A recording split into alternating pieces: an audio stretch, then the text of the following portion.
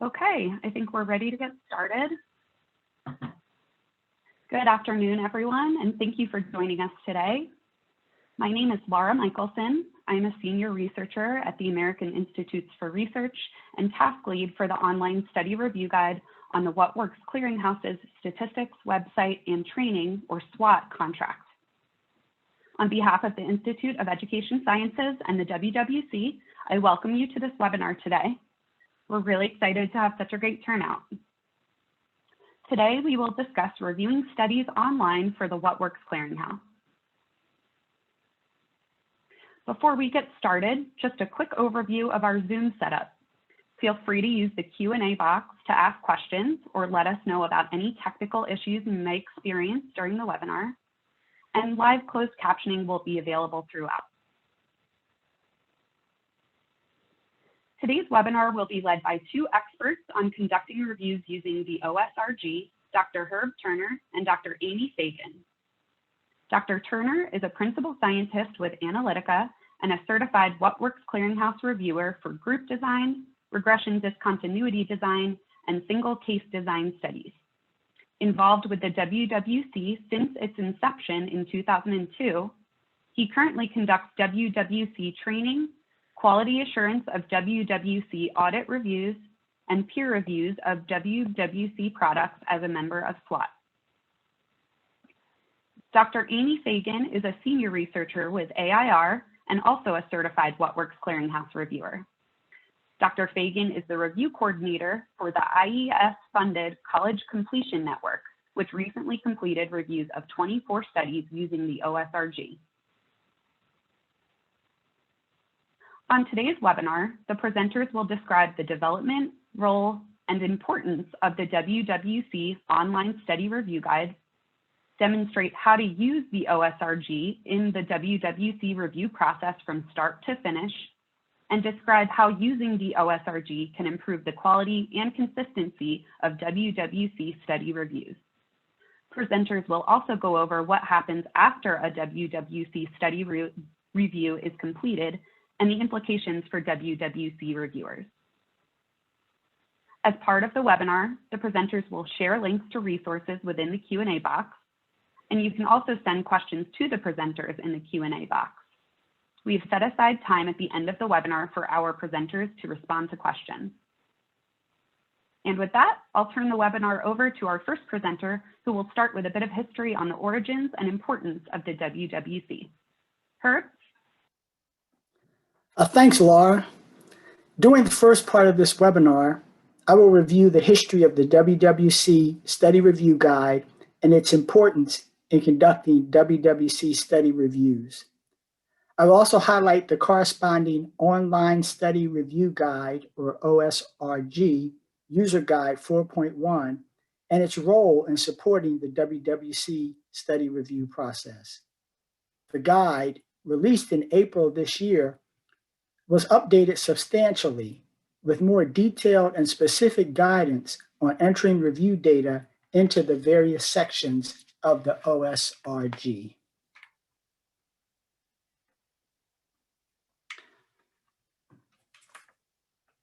As this table shows, the WWC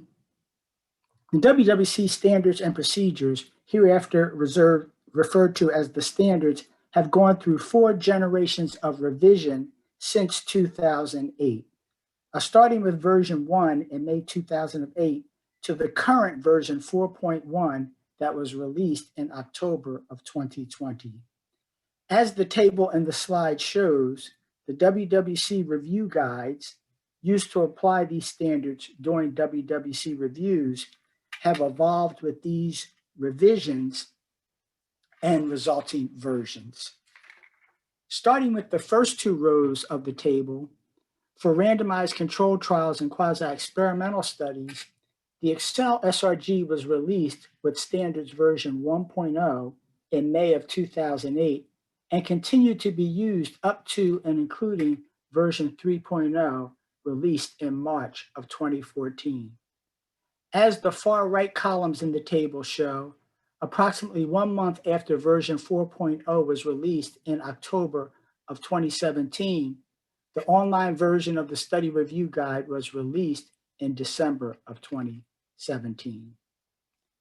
However, as the table note attached to an arrow coming out of the OSRG in the table cell indicate, the OSRG can be used to review studies, using the current version of the standards, that is version 4.1, or previous versions of the standards going back to version 3.0. And that's what's demonstrated in the arrow leading from the OSRG acronym back to standards version 3.0. Ending with the last two rows of the table, the Excel SRG is still used with single case and regression discontinuity designs. And the Excel SRG for these versions were first used with version 2.1 and are currently being used up through version 4.1. Why is the OSRG? What is the OSRG and why is it important? As an online tool designed to manage the WWC review process from start to finish, that is from coordinating to assigning to reviewing to reporting to ultimately publishing, our focus today will be on its use for reviews of studies used in WWC products. The WWC OSRG is the foundation for all WWC products. That is review of individual studies for randomized controlled trials and quasi-experimental designs, practice guides, and intervention reports. As the last two bullets in the slide show, the WWC created the OSRG to streamline the study review process. And as the last bullet shows, the OSRG is part of the WWC's effort to increase the transparency and accuracy of WWC reviews. Although our focus is on reviews of studies in the WWC products, later in this webinar, Amy will discuss what happens to a WWC review after it is complete and the implications of post-review activities for WWC reviewers. As this slide shows, reviewers use the OSRG to document eligibility for study review under the study review protocol, study characteristics, and to assess the internal validity of the study design against the specified WWC standards up to and including version 4.1. The OSRG automatically applies the specified WWC standards and procedures to the information from the study review to provide a WWC rating and summarize study findings, as will be demonstrated in part 2 of this webinar. Finally, to close out this part of the webinar, the WWC created the OSRG User Guide to support and standardize the use of the study review guide. WWC certified reviewers' familiarity and use of this guide can improve WWC reviews in the following areas: accuracy of the information entered into the OSRG, consistency of information entered into the OSRG by multiple reviewers, completeness of information entered in the OSRG that, as will be discussed in the third part of the webinar, is important when review findings are published as WWC products. And finally, transparency of information entered in the OSRG so it can be corroborated within and outside of the WWC. Amy will have more to say about this in the third part of the webinar when she goes over what happens after a WWC review is complete. Great, thank you so much, Herb. So now that we have a foundation for understanding the history and importance of the OSRG, Herb and I want to provide some practical information about how to use the OSRG. I'll start by showing you how to begin a WWC review, and then I'll demonstrate how to use the OSRG to screen studies for eligibility. After that, I'll pass it back to Herb, who will discuss how to we'll show you actually through a demo how the OSRG applies the WWC standards, and we'll demonstrate how to enter data in the OSRG for both individual level studies and cluster studies. He'll also show you how to check the ratings page when a study meets standards, and we'll provide some additional review tips. So you can access the OSRG login screen using the URL shown on this slide. The link is also found in version 4.1 of the OSRG User Guide. You will need a login and password, which will be provided by your review coordinator. So that's the person who's typically designated by the WWC contractor to oversee a review process. All right, so when you log on to the OSRG, the first thing you see is this My Tasks dashboard. These are the tasks that are assigned to you by your review coordinator. Every time a review coordinator assigns a task, you'll get an email notification. Each task has this blue button on the left-hand side that tells you what the task is. So in this case, I have a study assigned to me, and I've been assigned to review the study. But you also might be assigned to screen a study or reconcile a study. For each task that you've been assigned, you'll see the study ID, the authors, the publication date, the name of the intervention, the protocol you should use to review the study, and that's determined by the review coordinator who will provide you with the protocol, the status of the study, so it could be either not started or in progress. Once the status is complete, it'll no longer show up in your dashboard. The due date that's determined by the review coordinator, and then the last field is for the escalation level.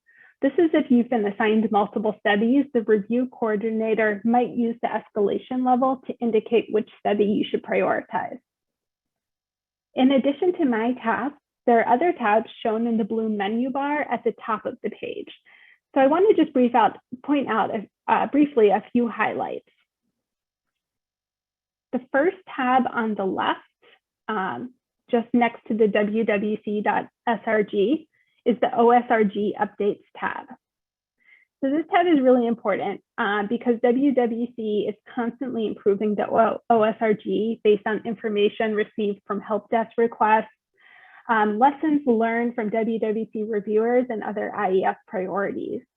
So this is where those changes are documented. You can see in the second row shown here on April 13th, 2021, version 4.1 of the OSRG User Guide, which we'll discuss a lot here, was uploaded to the site.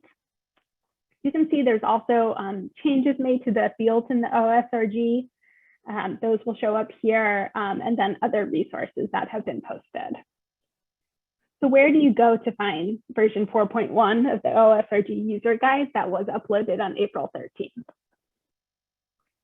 So what you want to do is navigate to the search tab on the far right-hand side of the menu bar. If you go all the way down to the bottom, there's a choice to search resources. When you click on that option, you'll see resources in the order that they've been added to the site and find a link to download them. So you see on this list, the second resource on the list is the OSRG User Guide. There's a brief description of it, and then a link to the document for you to download.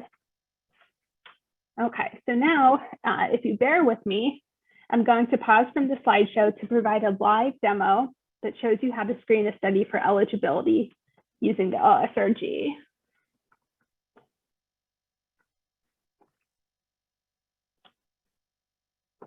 All right. Okay, so prior to screening a study, you should familiarize yourself with the review protocol provided by your review coordinator. As I showed you before, the review protocol is indicated in My Tasks. So I'm in My Tasks right now, and over here it shows the protocol. The decisions you make during screening are going to depend heavily on the specifications of the review protocol. So definitely familiarize yourself in advance and then also have it on hand.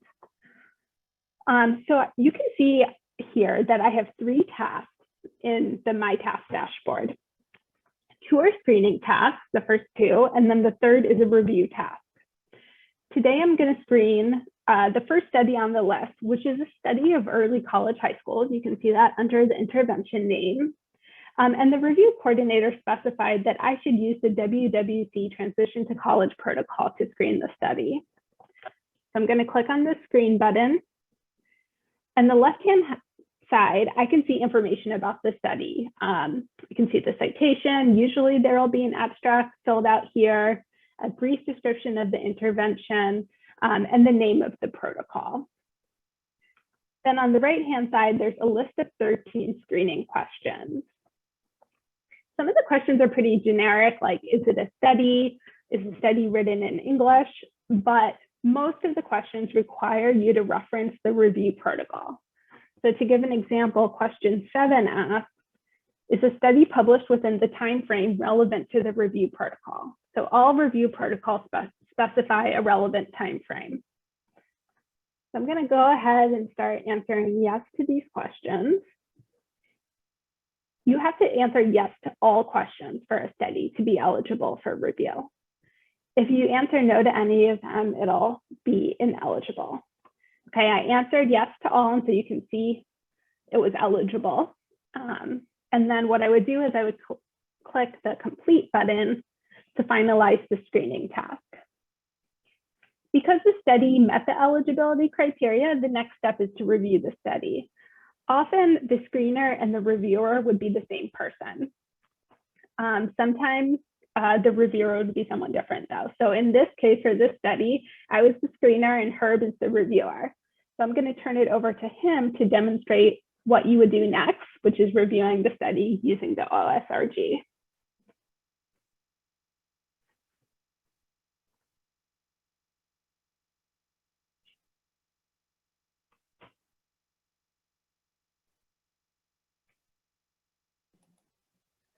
Thanks, Amy.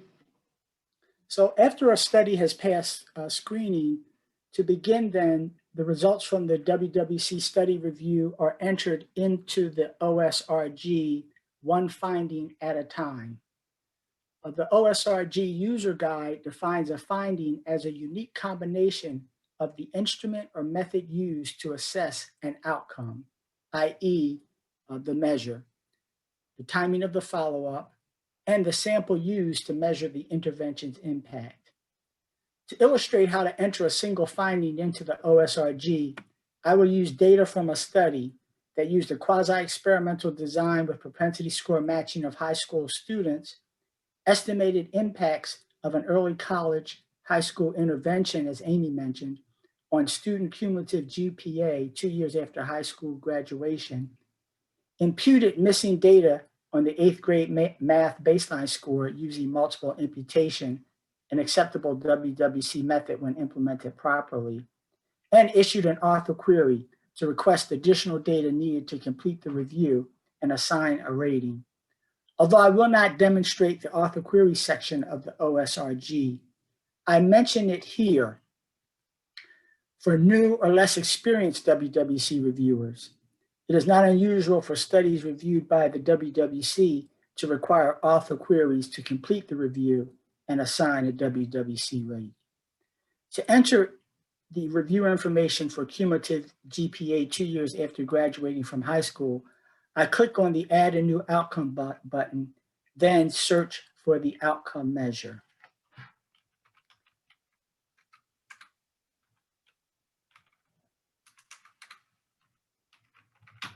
And so I'm going to search for cumulative GPA. And because if you look at the gray bar here, because the protocol is transitioned to College 4.0, it will, the OSRG will automatically assign the proper outcome domain, which is college achievement. So I'm going to select that outcome. The next step is to enter the information from the review for this outcome. So based on the review, I answer the following questions. Is the measure over-aligned with the intervention? No, it was not. Was the measure collected in the same manner for both the intervention and comparison group? The answer is yes. And did the analysis control for any endogenous covariates? The answer is no. If a question is inadvertently answered, but should be left blank because the information was not reported, you can simply click X to clear the answer. Fields circled with a question mark, such as this field, provide online help. you can click on the mark to learn more about the field. The cumulative GPA outcome measure was measured 2 years after the intervention ended. For that reason, for the follow-up period, I will enter 2, and for the units, I will enter years. If the outcome measure had been measured when the intervention ended, the follow-up period would have been 0 and the unit would have been days. If the outcome measure had been measured before the intervention, such as say 6 months before the end, representing an interim outcome, the follow-up period would have been -6 months. WWC reviewers should consult the OSRG User Guide for more information on how to enter the follow-up period. Moving on to the design and sample section, as I mentioned earlier, the design that was used to generate the data to estimate impacts was a quasi-experimental design. There were no confounds. The counterfactual group or the comparison group was a business as usual. The impacts were estimated on the full sample. And so that takes us to the sample size questions. And so is this an analysis with cluster level assignment? The answer is no, because the study used propensity score matching at the student level. Were any outcome data missing or imputed for individuals in the analytic sample? The answer to this question is no. But recall, I mentioned in the opening scenario that the baseline data were imputed using multiple imputation that was implemented properly. And so does the study use an acceptable approach to address all missing data in the analytic sample? The answer to this question is yes. This last question and field on using acceptable approaches to missing data is an important one to pay attention to. If the answer had been no, the finding cannot meet standards, regardless of any other information entered into the OSRG. WWC acceptable approaches to missing data are summarized in Table 2.6 on page 37 of Standards Handbook 4.1. Also, the answer to the first 2 questions in the sample size section can alter the display of the sample size fields, as I show here when I change the cluster level assignment question from no to yes, or when I change the outcome missing data field from no to yes. I will come back to this point near the end of the demonstration. I will proceed now to enter the analytic sample sizes at the student level. And for the intervention group, that number was 732. And for the comparison group, that number was 408. The next section for entering information is for entering data into the baseline measure, entering the baseline measure. And this is important because for quasi-experimental studies, baseline equivalence must be established in the analytic sample. However, I will skip this section and come back to it as a first illustration of how to check the consistency of the review data entered with the review results page. Moving on to the analysis section, the effects of the intervention were estimated using ordinary least squares.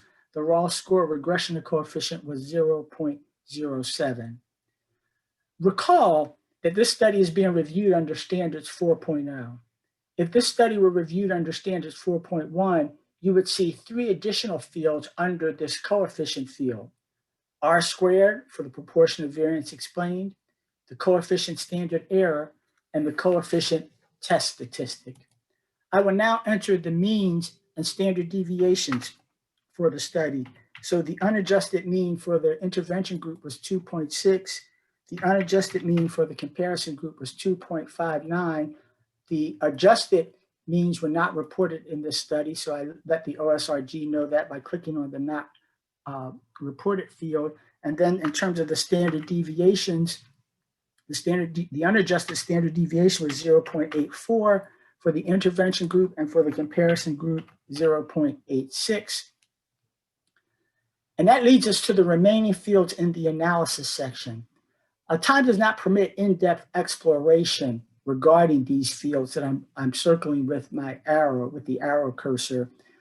However, WWC reviewers should pay careful attention to the online help and the OSRG user guide when completing these fields.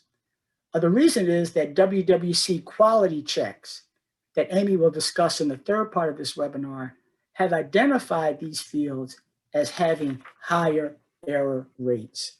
And the online help, as well as the user guide, are provided in order to help to reduce these rates. So using the online help or showing the online help, for example, for the field, does a negative result indicate a favorable outcome? There's online help for this field. There's also online help for entering study reported values and what are the guidelines for entering those study reported values. And there's also online help for making a decision as to whether to use the study reported value in place of the WWC calculated value. So using this help, I'm going to, and given what I know about the OSRG user guide guidance, I answer no to does a negative result indicate a favorable outcome, because the continuous outcome is cumulative GPA. For the effect size, I enter 0.09 and answer yes to use the study reported value in place of the WWC calculated value, since the study reported effect size was calculated using the WWC formula for Hedges G. And if you were to look in the help, this is a requirement specified in order to use the study reported value in place of the WWC calculated value. I enter for the p-value 0.05, as the p-value for the study was not reported as an exact p-value, but it was reported as a p-value less than 0.05, and the user guide and help instruct in that case to enter the highest p-value, and that is 0.05. And I answer no to using the study reported value in place of the WWC calculated value, since the WWC calculated value was not exact. The study reported value was not exact, but the WWC calculated value will be exact. And finally, I answer yes to is the finding significant, since the study reported it as such. And I also answer yes to use the study reported value in place of the WWC calculated value, since factors that could affect study reported significance, such as clustering or multiple comparison corrections, are not applicable for this finding. It is important to note that each study is different, and the responses to these fields in particular can vary by finding. When answering these fields and entering data into these fields, reviewers should consult the help and the OSRG user guide. So now I'm going to press save and continue, because I've entered most of the information for the review. And after pressing save and continue, the OSRG shows that this outcome measure, cumulative GPA in the college academic achievement domain for a given sample, the full sample, and the follow-up period after 2 years, does not meet standards. I will press save and continue to review the rating as well as the reason. And as the rating below the study shows, the one finding does not meet standards because it's a quasi-experimental design, and baseline equivalence in the analytic sample could not be established. If the study had multiple findings, the OSRG would assign the study rating based on the finding with the highest rating. However, the good news is that the authors did report the baseline data, and the OSRG provides flexibility to be able to toggle back and forth between review results and the measures page. So I'm going to go back to the measure. I'm going to edit the measure, and I'm now going to proceed to enter the baseline data. So I click on Add Baseline, and now I'm going to select the baseline measure in the same way that I selected the outcome measure. And I see that the 8th grade math score that was used to establish baseline equivalence is eligible under the protocol. It's assigned to the proper domain in terms of academic achievement in secondary school based on the transition to college protocol. And so I select that outcome and proceed to answer the additional questions in the baseline section. And so, is the baseline required for establishing baseline equivalence or outcome imputation? It's required for baseline equivalence. Was the baseline characteristic measured using the same units as the outcome? The answer is no for obvious reasons. The baseline was 8th grade math score. The outcome was cumulative college GPA.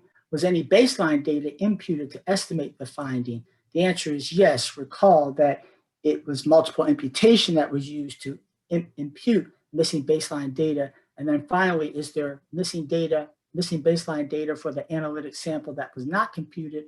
And the answer to that was no. So now I can proceed to enter the information needed to further conduct the assessment for baseline equivalence. So for the sample sizes for the intervention group were 732, and for the comparison group 408.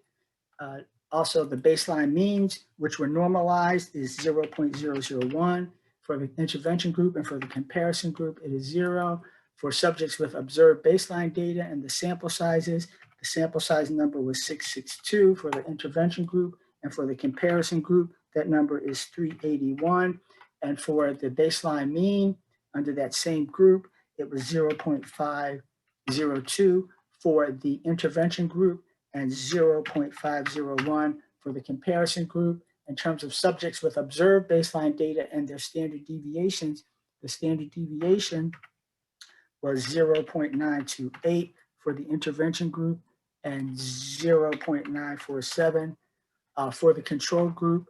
And then finally, the outcome means for the intervention group were 2.661, and for the comparison group, 2.6. And we have some final questions to answer. Did the analysis adjust for this baseline measure? The answer is yes. What method was used? We had mentioned earlier OLS regression, or in this case, regression with the covariate adjustment. The correlation between the outcome measure and baseline was 0.227. And the effect size computation, that is the standardized mean difference in the analytic sample that was used to make the baseline equivalence assessment, was based on the unadjusted mean and standard deviation. So as you can see here, I have completed all of the information within the baseline measure screen. And now you can see that the result, the OSRG applies the WWC standards and procedures and evaluates the information entered. And we see that the treatment and control group, or treatment and comparison group, are baseline equivalent if after the baseline measure is included in the OLS regression equation as a covariate adjustment. And so once that information is entered, I would finally like to just illustrate one other aspect of the OSRG, and that is how the display of the sample size fields will change to request information needed to apply the WWC standards depending on how the reviewer answered change. So for example, for the first question in the sample size section, is this an analysis with cluster level assignment? When I change the answer from no to yes, notice the additional fields that are displayed for the reviewer to enter information into. There's an additional level, the cluster level. There are additional fields for establishing the reference sample for representativeness at baseline. There are additional fields for entering data for the reference sample for representativeness at outcome. There's a field for entering the ICC to account for cluster. And there's also a field for specifying whether the standard deviations used in effect size calculations are at the individual or cluster level. For the second question in the sample size field, were any outcome data missing or imputed for individuals in the analytic samples? When the answer is changed from no to yes, notice the additional fields displayed at both the individual and cluster level for number of subjects with observed outcome data, which the OSRG uses to apply the missing data standards in Handbook 4.1. As one final demonstration of the flexibility of the OSRG in handling research designed to apply the standards, notice we have specified in the sample size section that this is a cluster level study. If I go up to the design section and change this study from a cluster quasi-experimental design to a cluster randomized control trial, notice the additional fields at the cluster and the student level for entering the reference samples. Notice the note above which says number of individuals in the acceptable reference sample for assessing individual non-response, or number of clusters randomly assigned to conditions. So the OSRG uses data from these fields and the other fields shown here to apply the criteria for evaluating cluster randomized controlled trials with missing data, consistent with Standards Handbook 4.1. Finally, in terms of the sample size section, if Standards 4.1, rather than Standards 4.0, which the OSRG is applying in this particular instance, if Standards 4.1 and the corresponding protocol were used, the OSRG would display an additional field between cluster assignment and missing outcome data. And that additional field would be, should the optimistic attrition boundary be used? And it would appear between these two fields. So I'm going to restore the original settings that apply to the QED that we are evaluating. So I want to go up here and make sure I change quasi-experimental studies back here, and make one final comment before we go to the review results page. And that is, more experienced reviewers may have noticed that the flexibility in field display is the reason reconcilers of WWC reviews and reviewers for WWC quality checks will see fields that are grayed out when in reconciler mode. All OSRG fields are displayed when the OSRG is in reconcile mode. However, those not displayed when the OSRG is in review mode will be highlighted in gray in reconcile mode. So just to show that very briefly, here's an example. This study is now in reconcile mode. The study was a quasi-experimental design. The reviewer chose quasi-experimental design as an answer, but was random assignment compromised? That is highlighted and grayed out because it was not pertinent when the OSRG was in review mode. And so in reconcile mode, that particular field is grayed out because it was not displayed when the OSRG was in review mode. And so finally, I want to make sure I have all of the original settings for this study. So we've got no for cluster level assignment, no for outcome missing data, and we have a quasi-experimental design. And finally, at the end of the OSRG, you will notice there are the measure notes box and the general notes box. I'm just going to put a placeholder here for the measure notes box. The measure notes for a specific outcome go here. And for the sake of time, I've already entered a note for the general note for the study, and I will come back and explain them. And so now I'm going to click Save and Continue, and we see the study baseline equivalence there. But here is the review results page. And notice when a study has at least one outcome that meets WWC standards, the review results are summarized in 5 sections. First, the intervention name, protocol, and standards are at the top of the page. Second, the research details with the study citation and the WWC rating are presented. Third, the summary of findings that meet standards are displayed with the outcome domain, the sample size and improvement index, and the characterization of the findings. The OSRG applies formulas and characterization rules presented in Procedures Handbook 4.1. Fourth, findings that meet standards. There are main findings and supplemental findings displayed if applicable. Only main findings are factored in to the rating that's shown here above in the research details. If supplemental findings have been part of this study, they would have been displayed below the main findings, but not factored into the rating. Fifth, the outcome details for college academic achievement, the domain and the outcome is cumulative GPA is displayed. And it's displayed for findings or outcomes that meet standards and do not meet standards. That's because this section allows WWC reviewers and WWC reconcilers to check the consistency of the data entered with the data reported and that OSRG calculations are correct.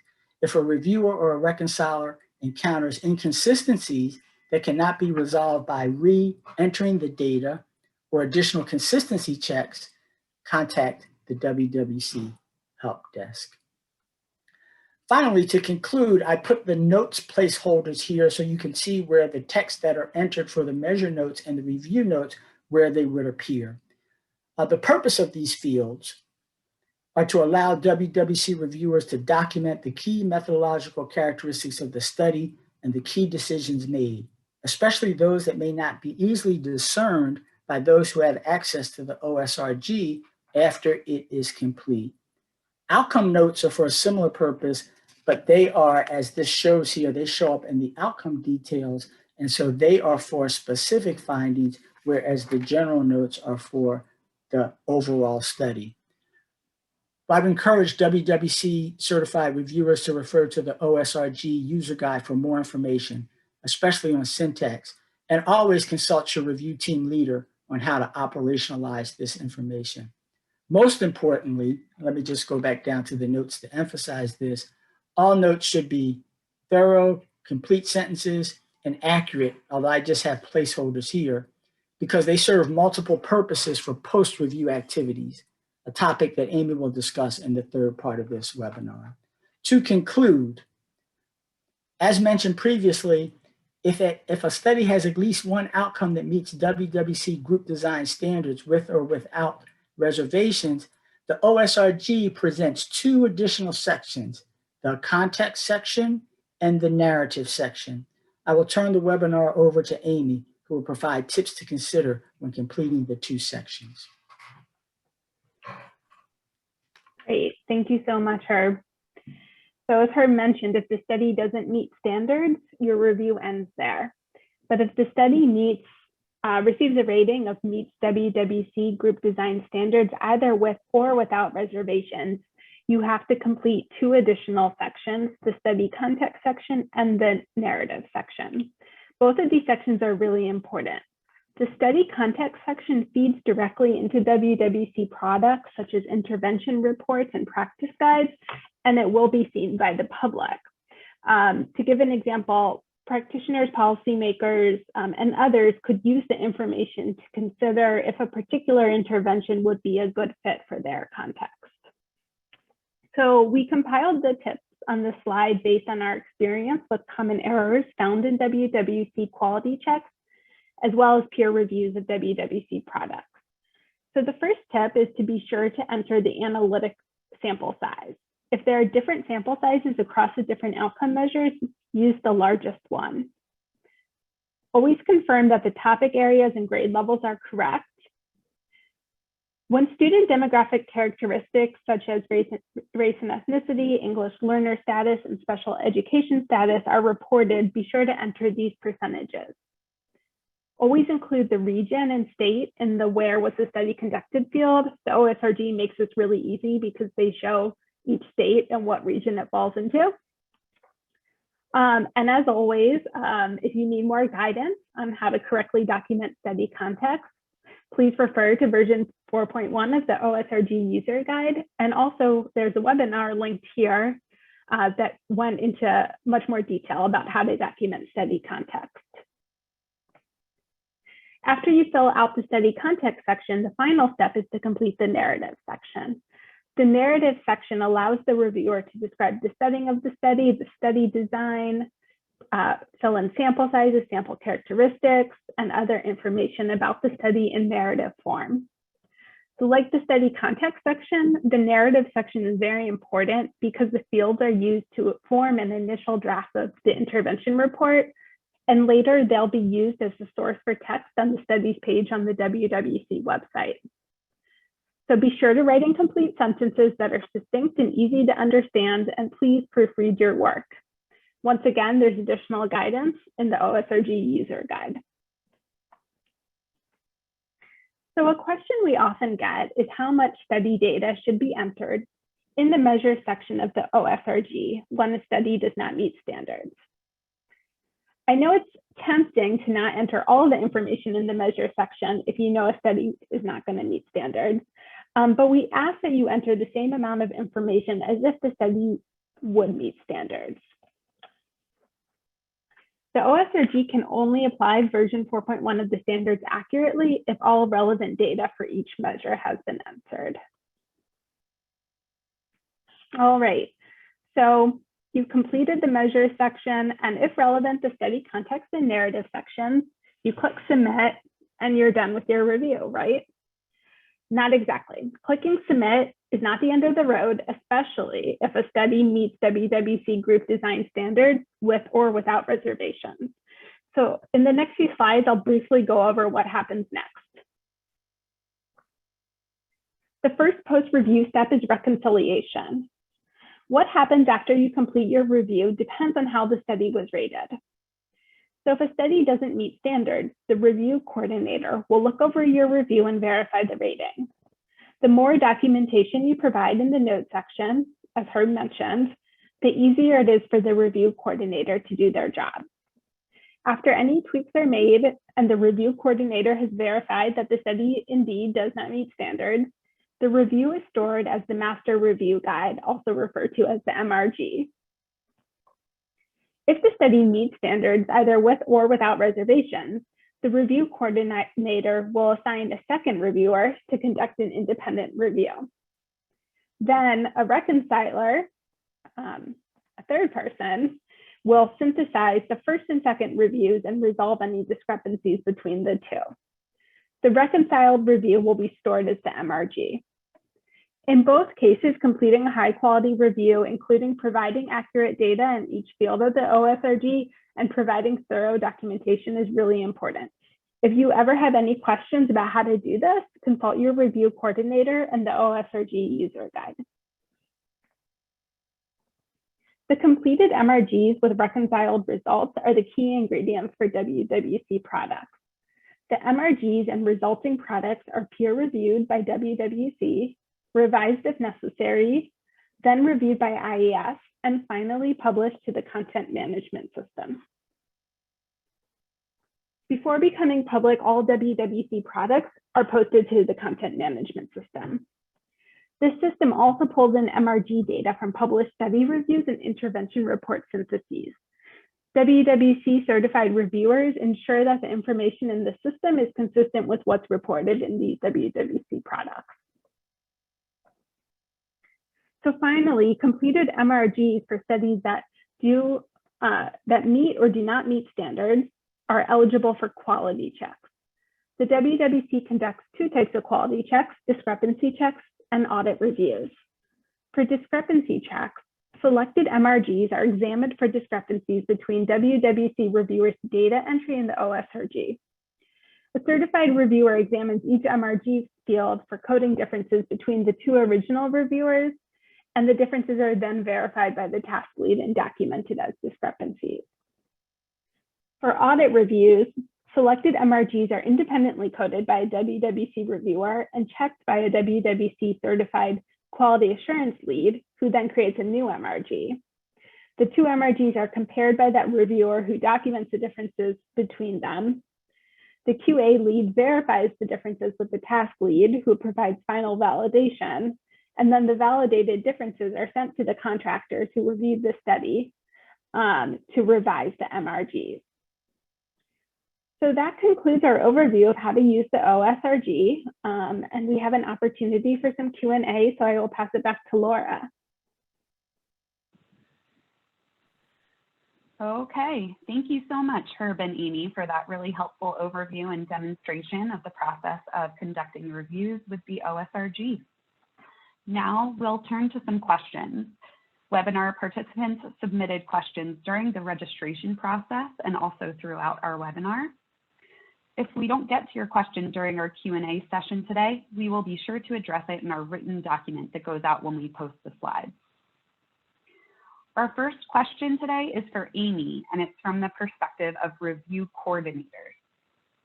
Before adding a new study, how do I check to see if the study already exists in the OSRG? Okay, this is a great question, very important. So before you add a new study to the OSRG, the review coordinator should always check to see if it already exists in the OSRG. So remember, many studies are already in the OSRG because they've been reviewed under earlier standards or possibly using a different protocol. Also, the OSRG pulls in information from ERIC. So many studies that haven't been reviewed are in the OSRG as an option to add because they're already in ERIC. So what happens when you log into the OSRG and you select Coordinator Dashboard, you have the option to select Start a New Process. From there, the first thing you see is the ability to search for a study. So the study that you want to add, you want to search for, and only then, if you don't see results for that study, should you enter it as a new study. Great, thanks, Amy. That's really helpful. Our next question is for Herb. Does the OSRG automatically apply multiple comparison corrections and cluster corrections when they are needed?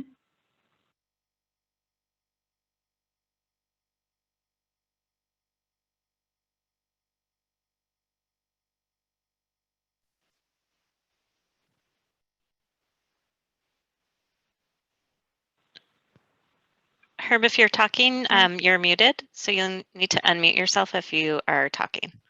Oh, thank you. That's a great question also, Laura. And so the answer to does the OSRG automatically apply multiple comparison corrections? When there are multiple main findings within the same outcome domain, the WWC generally accepts the multiple comparison correction method used by the study authors. The most common option that the authors use is the Bonferroni method, which is more conservative than the Benjamini-Hochberg method used by the WWC. So when the statistical significant levels reporting in the study do not correct for multiple comparisons where needed, then the OSRG will automatically apply the Benjamini-Hochberg correction to multiple main findings in the same outcome domain, reported under the Findings That Meet Standards section of the Review Results page of the OSRG. Also, when the multiple comparison correction is applied, a note will be displayed under the last finding in the domain that says a multiple comparison correction is applied in all cases where there are multiple findings within the same outcome domain. Note that the multiple comparison correction is not applied to supplemental findings. The rationale, formulas, and the use of the Benjamini-Hochberg multiple comparison correction are described in WWC Procedures Handbook, Procedures Handbook 4.1, Appendix F on pages F3 through F7, and how to actually use the OSRG to provide the information so that the correction is applied when needed is described in the User Guide 4.1 on page 23.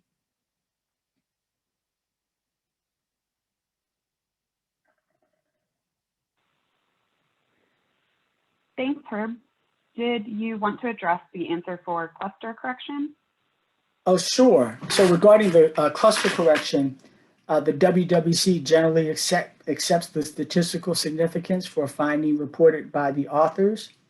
However, when the study reported p-value does not account for clustering because there's a mismatch between the unit of assignment and unit of analysis, the reviewer should specify to the OSRG to use the WWC calculated p-value instead, as it will always account for the cluster design. Okay, thanks so much, Herb. I think we have time for one more question. This one's for Amy. According to the webinar, the OSRG has online help. Do I still need to reference the OSRG user guide? Absolutely. So the online help that the question's asking about is when you click on those little question marks that are circled next to particular fields, there's information there about what you should put in the field for their clarification. So this is typically drawn straight from the OSRG user guide, but keep in mind that not all of the fields have that online help. So it's really good to have the OSRG user guide handy, and it provides additional information about topics that are not available with the online help.